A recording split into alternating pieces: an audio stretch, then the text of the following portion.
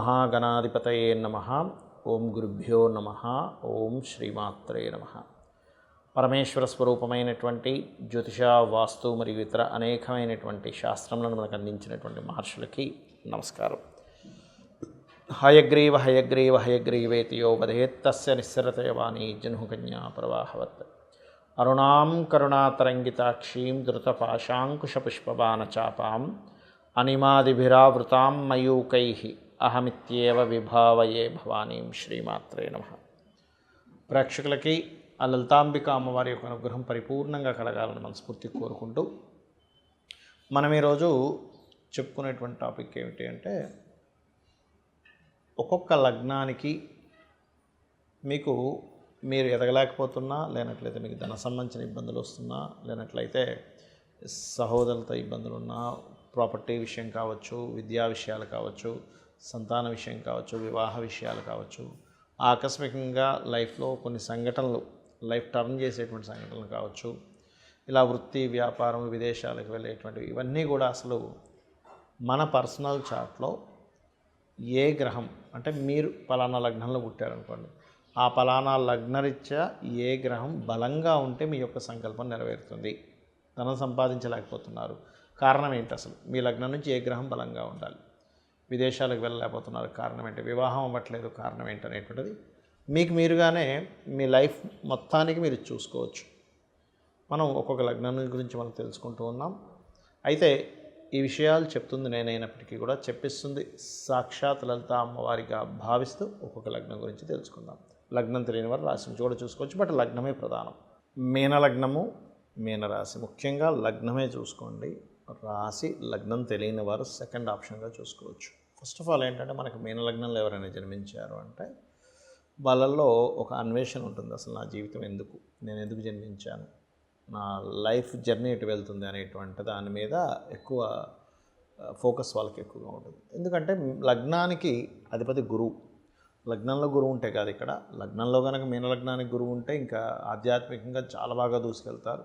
కాకపోతే ఇంకెటువంటి పాపగ్రహాలతో కలిసి ఉండకూడదు. కాకపోతే వీళ్ళకి ఇన్బిల్ట్గా ఉన్న యోగం ఏంటంటే, ఒక పనిని ఒక దైవకార్యంగా చేసుకుంటూ వెళ్ళేటువంటి ఇన్బిల్ట్ యోగం ఉంది వీళ్ళకి. అయితే ఈ గురువు ఉండేటువంటి స్థితిని బట్టి వీళ్ళకి ఆధ్యాత్మిక చింతన, ఆధ్యాత్మిక సంబంధించిన విషయంలో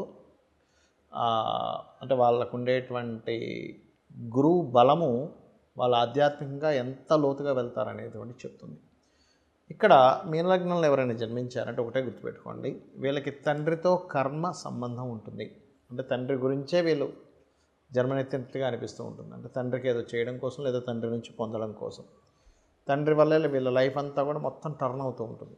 అయితే ఇక్కడ మీనలగ్నంలో జన్మించిన వారికి న్యాచురల్గా ఏంటంటే ఆఖరి జన్మ అవుతుంది అంటారు కొన్ని గ్రంథాల్లో. బట్ ఆఖరి జన్మ అవ్వాలంటే అక్కడ మోక్షం పొందేటువంటి యోగం ఇన్బిల్ట్గా కలిగి ఉండాలంటే శని, కర్మకారకుడైన శని, మోక్షాన్ని ఇచ్చేటువంటి కారకుడైనటువంటి కేతువు, వీళ్ళిద్దరి యొక్క సంబంధాలు కొంత బలంగా ఉన్నట్లయితే అప్పుడు ఆఖరి జన్మ అవుతుంది. అదర్వైజ్ కేవలం ఆధ్యాత్మికంలో డీప్గా వెళ్ళడానికి అవుతుందని ఆఖరి జన్మ అవ్వాలని రూల్ లేదు. ఇక్కడ ధనాన్ని చూసుకున్నట్లయితే అయితే ఇక్కడ ఒక విషయం మీరు అర్థం చేసుకోవాల్సింది, మీరు ఎదగలేకపోతున్నారు.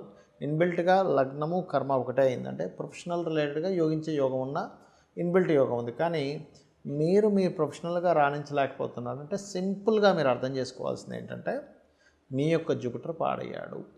గురుగ్రహం కనుక పాడయ్యాడు అంటే ఇది ప్రభావం చూపిస్తూ ఉంటుంది. గురు బలాన్ని పెంచుకోవాలంటే దత్తాత్రేయ ఉపాసన, లేదా సుబ్రహ్మణ్య స్వామి ఆరాధన వల్ల ధనయోగం వస్తుంది అనుకోండి.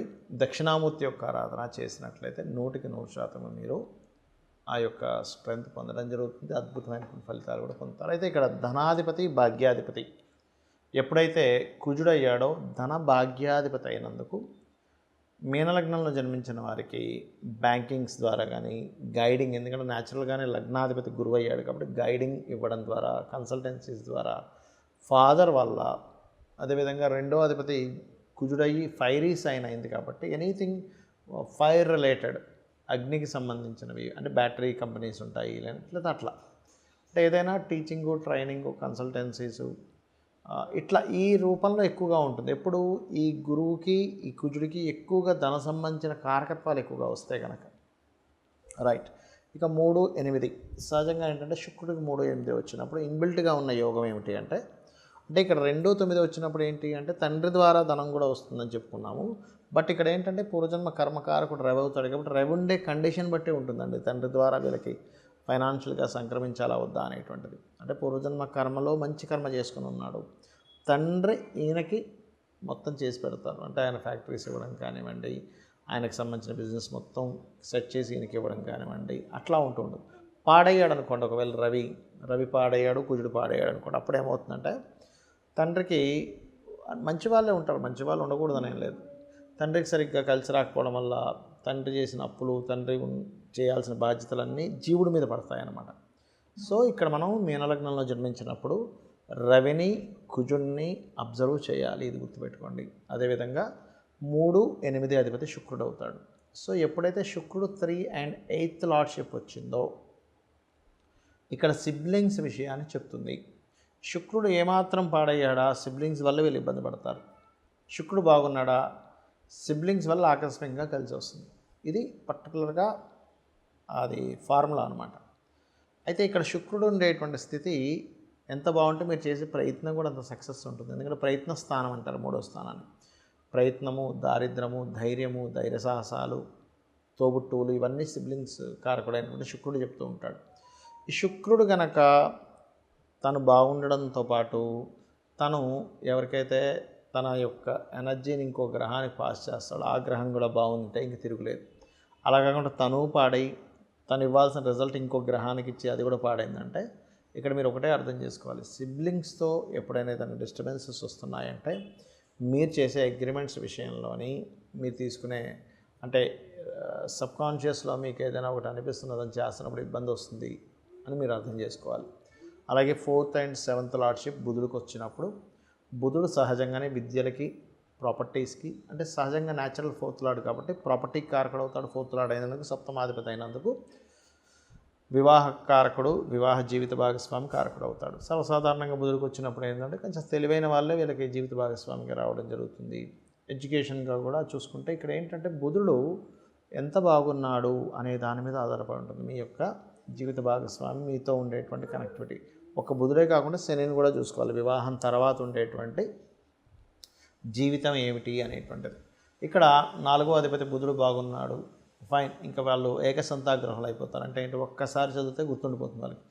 అదే బుధుడు పాడయ్యాడు, ఎన్నిసార్లు చదివినా ఇలా చదివాలా మర్చిపోతూ ఉంటారు. అప్పుడు ఏం చేయాలి, హైగ్రీవ స్తోత్రం చేసుకోవడము, విష్ణువుకి సంబంధించిన స్తోత్ర నామాలు అంటే విష్ణు సహస్రనామాలు చదువుకోవడము, పెసలు దానంగా ఇవ్వడం. ఈ బుధుడు ఏ గ్రహాల చేత కనెక్ట్ అయ్యాడో ఆ గ్రహాలకు సంబంధించిన దానాలు.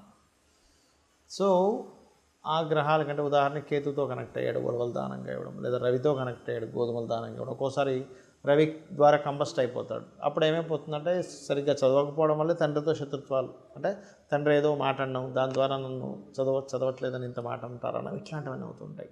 అయితే మీకు పంచమాధిపతి చంద్రుడు అయినందుకు సర్వసాధారణంగా మీ లగ్నంలో జన్మించినప్పుడు చంద్రుడికి పంచమాధిపత్యం వచ్చింది, అంటే ప్రేమతత్వం వచ్చింది అక్కడ. అంటే మదర్ ద్వారా ప్రేమ ఎక్కువగా పొందుతారు. కాకపోతే ఈ చంద్రుడు ఎప్పుడైనా గుర్తుపెట్టుకోండి, ఈ చంద్రుడు కేవలం మదర్ ఒకటే కాదు, తెలివితేటలను కూడా చెప్తుంది, సంతానాన్ని కూడా ఇస్తుంది అక్కడ. అంటే ఏమిటి, కొన్ని సందర్భాల్లో కొంతమందికి అంటుంటారు చూసారు, మా మదరే మళ్ళీ నాకు పుట్టిందండి అంటుంటారు. ఎప్పుడు ఆ చంద్రుడు 5th లార్డ్షిప్ వచ్చి మదర్ మీద ఎక్కువ ప్రేమ ఉండి మదర్కి వీళ్ళ మీద ఎక్కువ ప్రేమ ఉన్నప్పుడు అట్లా జరుగుతుంటాయి కొన్ని సందర్భాలు, ప్రతిసారి అవ్వదు.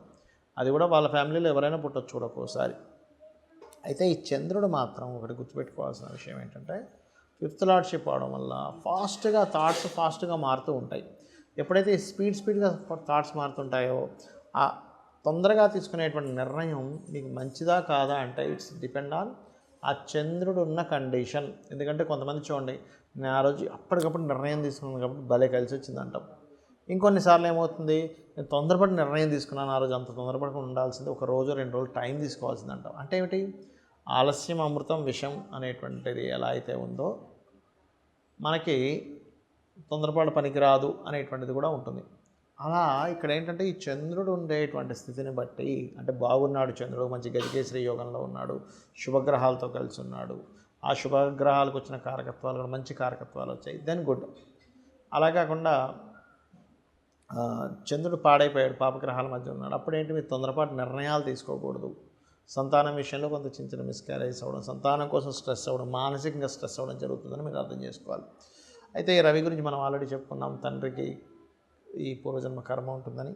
అయితే ఈ సప్తమాధిపతి బుధుడైనందుకు సర్వసాధారణంగా ఎలా ఉంటుందంటే జీవిత భాగస్వామికి వీళ్ళకి ఏదో ఒక నాలెడ్జ్ నేర్చుకుంటున్నాడు, గురు శిష్యుల్లాగా ఉంటూ ఉంటుంది, ఎందుకంటే బుధుడు గురువు కాబట్టి. అయితే ఈ బుధుడు ఎంత బాగుంటే, ఇప్పుడు బాగున్నాడు బుధుడు, రిలేషన్స్లో వివాహాలు అవుతాయి. అలా కాదు బాగాలేదు, రిలేషన్లో అనుకొని డిస్టర్బ్ అవుతూ ఉంటుంది. వీళ్ళిద్దరి మధ్యన కమ్యూనికేషన్ కూడా దెబ్బతింటుంది బుధుడు కనుక పాడైనట్లయితే. ఇక ఈ ఈ యొక్క 8వ అధిపతి ఆకస్మిక సంఘటనల గురించి చెప్పుకోవాలంటే శుక్రుడు పాడైతేనే వీళ్ళకి ఆకస్మిక సంఘటనలు, యాక్సిడెంట్స్ ఎక్కువ అవుతూ ఉంటాయి. ఒకవేళ ఈ శుక్రుడు పాడయ్యాడు ఉదాహరణకి అంటే పాపగ్రహాలతో కలిసాడు, కాస్త వాహనం మీద స్లోగా జాగ్రత్తగా వెళ్తూ ఉండాలి. అండ్ యాన్సిస్టర్స్ ప్రాపర్టీ విషయంలో కూడా ఇక్కడ ఇబ్బంది వస్తూ ఉంటుంది. అయితే ఈ దశమాధిపతి గురువు గురించి అనుకున్నాము, 2, 9 అధిపతి మనం తండ్రి గారి గురించి మాట్లాడుకున్నాము. ఇక్కడ అంటే తండ్రి యొక్క తత్వం కూడా కుజుడు ఉండే స్థితిని బట్టి తెలుస్తుందండి. కొంతమంది చూడండి మనం చూస్తూ ఉంటాం, అమ్మో చాలా రెబల్గా ఉంటారండి, చాలా కోపం ఎక్కువగా ఉంటుంది అంటే న్యాచురల్గా కుజుడికి వచ్చింది. కానీ ఆ కుజుడు కానీ శుభగ్రహంతో కలిసిపోయాడు అనుకోండి, అప్పుడు మళ్ళీ తగ్గుతూ ఉంటుంది. అంటే పట్టుదల మాత్రమే ఉంటుంది, కోపం కాకుండా పట్టుదల, కృషి చేయడం ఎక్కువగా ఉంటుంది. ఇక ఈ శనికి 10th and 11th and 12th lordship వచ్చింది, అంటే 11వ అధిపతి 12వ అధిపతి. ఇక్కడ 11, 12వ అధిపతి వచ్చింది అంటే మీరు అర్థం చేసుకోవాల్సింది ఏంటంటే ఇక్కడ ఇన్వెస్ట్మెంట్స్ వల్ల మీ లాభాలు చూపిస్తుంది. అంటే మీరు ఇన్వెస్ట్మెంట్ చేసేటప్పుడు మీ యొక్క శని బాగున్నాడు, మీ శని రాసుల్లో ఎక్కడ మీకు పాపగ్రహ సంబంధం లేదు అంటే మీరు ఇన్వెస్ట్మెంట్ హ్యాపీగా చేసుకోవచ్చు. అయితే అది ఏ రూపంలో ధనం వస్తుందో చూసుకొని చేసుకోవాలి. లాభం ఏ రూపంలో వస్తుంది, భాగ్యం ఏ రూపంలో వస్తుంది, ధనం ఏ రూపంలో వస్తుంది, అదృష్టం ఏ రూపంలో కలిసి వస్తుంది. అయితే ఇక్కడ ఈ శని బాగున్నాడు అనుకోండి, మీరు పెట్టే ప్రతి ఇన్వెస్ట్మెంటు అద్భుతంగా కలిసి వస్తుంది. కొంతమంది మనం చూస్తూ ఉంటాం, అప్పుడెప్పుడో కొన్నారండి 10 లక్షలకి, ఇప్పుడు 1,50,00,000 అయింది అంటూ ఉంటారు. అంటే ఏమిటి, వాళ్ళకి ఇన్వెస్ట్మెంట్ ద్వారా ధనయోగం వచ్చే యోగం ఉంది. అయితే ఇక్కడ మీరు అర్థం చేసుకోవాల్సింది ఏంటంటే ఏ ప్లానెట్ అయినా సరే ఆ లగ్నానికి శుభుడా పాప అనేది ఫస్ట్ డిసైడ్ చేసుకున్న తర్వాత ఏ ఇన్బిల్ట్ యోగాన్ని కలిగి ఉన్నాడు, ఆ ఇన్బిల్ట్ యోగం కలిగినటువంటి ప్లానెట్ స్ట్రాంగ్గా ఉందా వీక్గా ఉందా. స్ట్రాంగ్గా ఉంటే ఇన్బిల్ట్ యోగం వల్ల మీకు ఆ ఇన్బిల్ట్గా మీకు అది కలిసి వస్తుంది. వీక్గా ఉంటే ఇన్బిల్ట్ యోగం ఎప్పుడైతే వీక్ అయిపోయిందో ప్లానెట్ కూడా స్ట్రాంగ్ అయిందో దానివల్ల ఇబ్బంది పడతారు. అప్పుడు ఏమిటి, మీరు ఎదగట్లేదంటే గురువుకి దత్తాత్రేయుడు ఆరాధన, ధనపరంగా బాగా కలిసి రావాలంటే నరసింహస్వామి ఆరాధన, ఏదైనా మిస్కమ్యూనికేషన్స్ అవుతున్నాయంటే లక్ష్మీదేవి లేదా అమ్మవారి ఆరాధన, చదువు విషయంలో ఇబ్బంది వస్తుంటే హైగ్రీవము, వివాహ సంబంధించిన విషయంలో ఇబ్బందులు వస్తున్నాయంటే విష్ణువుని, మానసికంగా ఎక్కువ ఇబ్బంది వస్తుందంటే రాజరాజేశ్వరి అమ్మవారిని, యాన్సిస్టర్స్ ప్రాపర్టీస్ విషయంలో ఇబ్బంది వస్తుందంటే వారాహి అమ్మవారిని, ఈ రకంగా చూసుకుంటున్నారు. విదేశాలకు వెళ్ళలేకపోతున్నాం అంటే నిత్యము 2 సార్లు రోజుకి హనుమాన్ చాలీసా కనుక చేసుకున్నట్లయితే కూడా మీకు బాగుంటుంది. అయితే మీరు నిత్యము చేయవలసింది మాత్రం రాజరాజేశ్వరి అమ్మవారి ఆరాధన చేయండి, అన్ని విధాలా బాగుంటుంది. అయితే ఇక్కడ మరి జాతచక్రం లేదు అన్నప్పుడు ఏం చేయాలి, కొన్ని లలితాసహస్ర నామాల్లో కొన్ని చెప్తాను, అవి చేసుకోండి. ప్రధానంగా అందరినీ పీడిస్తున్నటువంటిది అప్పుల బాధలు. ఖచ్చితంగా చెప్తున్నాను, మీరు ఒక బిల్వపత్రం మీద ఎర్రటి చందనాన్ని రాసి అమ్మవారి దగ్గర పెట్టి ఓం అపర్ణాయై నమః అనే మంత్రం చేయండి. ఖచ్చితంగా మీకు అమ్మవారు అవకాశం ఇస్తుంది, ఏమి పైనుంచి ఏం కురిపించదు. అమ్మవారిని ఆరాధన చేయగానే పైనుంచి బస్తాలు ఇలా కురిపించేసి నువ్వు ఏ పని చేయకుండా నువ్వు సోమరపోతులా ఇంట్లో పడుకొని నీకు డబ్బులు ఇచ్చేస్తా అందు. నువ్వు పడేటువంటి కష్టానికి ఆవిడ నీకు తోడు ఉంటుంది. ఇది బాగా అర్థం చేసుకోండి. అప్పు తీరడానికి ఆవిడ మీకు పక్క నుండి నీకు ఒక మంచి మంచి అవకాశాలు ఇచ్చి నీ కష్టానికి ఫలితం వచ్చేలా చేస్తుంది. ఫైనాన్షియల్గా బాగా ఇబ్బంది ఉందండి అన్నప్పుడు ఓం సంపత్కరీ సమారూఢ సింధుర వ్రజసేవితాయే నమః లేదా ఓం ధర్మాధార ధనాధ్యక్ష ధనధాన్య వివర్ధినియే నమః. ఇది చేస్తూ శుక్రవారాలు చపాతీలు తీసుకోండి, 3 చపాతీలు చక్కగా నూనె వేయకుండా కాల్చినప్పుడు చపాతీలకు తేనె పూసి వాటిని చక్కగా చిన్న చిన్న ముక్కలుగా చేసి గోవుని అమ్మవారి స్వరూపంగా భావిస్తే ఇవి తినిపించండి. ఖచ్చితంగా మీకు అమ్మవారి అనుగ్రహంతో ధనప్రాప్తి వస్తుంది, మీ కష్టానికి ఫలితం వస్తుంది. కష్టపడాలి, ఒకటి గుర్తుపెట్టుకోండి, భూమి మీదకి వచ్చినప్పుడు కర్మ చేయవలసిందే. కృష్ణుడు రాముడు కూడా ఆయన స్వయంగా కర్మలు చేశారు, అంతగాని మాయలు ఎక్కడా చేయలేదు, గుర్తుపెట్టుకోండి. అలాగే కొంతమందికి హెల్త్ ప్రాబ్లమ్స్ ఉంటాయి, అలాంటి వారు ఏం చేయాలంటే ఒక గ్లాస్లో నీళ్ళు తీసుకొని ఆ చెంచాతో ఆ నీటిని చూస్తూ ఓం సర్వవ్యాధి ప్రశమని సర్వమృత్యు నివారిణి అగ్రగణ్య అచింత్య రూప కలికలమశనాశిని నమః అనుకుంటే ఇంకో గ్లాసులో వేస్తూ లాస్ట్లో మళ్ళీ ఆ పరమేశ్వరుడికి ఆ యొక్క నీటిని సమర్పించినట్టు చేసి దాన్ని ప్రసాదంగా తీసుకొని తాగండి. ఖచ్చితంగా దోషం పోతుంది. దీంతోపాటు మీరు అశ్విని నక్షత్రం రోజు దీర్ఘ వ్యాధులు ఉన్నాయనుకోండి, అశ్విని నక్షత్రం రోజు మీరు ఏదైతే మెడిసిన్ తీసుకుంటారో స్టార్ట్ చేయండి. ఆ రోజు నుంచి అశ్విని దేవతకు నమస్కరించుకొని స్టార్ట్ చేయండి. మీ రోగం ఖచ్చితంగా తగ్గుతుంది. అలాగే మరి కొంతమందికి శత్రుబాధలు ఎక్కువగా ఉంటాయి. అలాంటి వారు ఏం చేయాలి అంటే సూర్య భగవానుడిని చూస్తూ ఓం మిత్రాయ నమః, అదేవిధంగా తూర్పు భాగంలో కూడా గ్రీన్ కలర్ వేసి అక్కడ సిట్టింగ్ ఏరియా ఏర్పాటు చేయండి. అదేవిధంగా మరొక విషయం ఏంటంటే అమ్మవారి నామాల్లో సూర్య భగవానుని చూస్తూ ఓం భానుమండల మధ్యస్థ భైరవీ భగమాలిని నమః చేసుకోండి. ఖచ్చితంగా మీకు బాగుంటుంది. అలాగే మరి కొంతమందికి వ్యాపారాల్లో రాణించదు. అలాంటి వారు ఓం ఇంద్రగోప పరిక్షిప్త స్మరతోనా భజంగికాయే నమః. మరి సంతానం కలగట్లేదండి, దత్తాత్రేయుని ఉపాసించండి. ఓం దిగంబర శ్రీ పాదవల్లభ దిగంబర.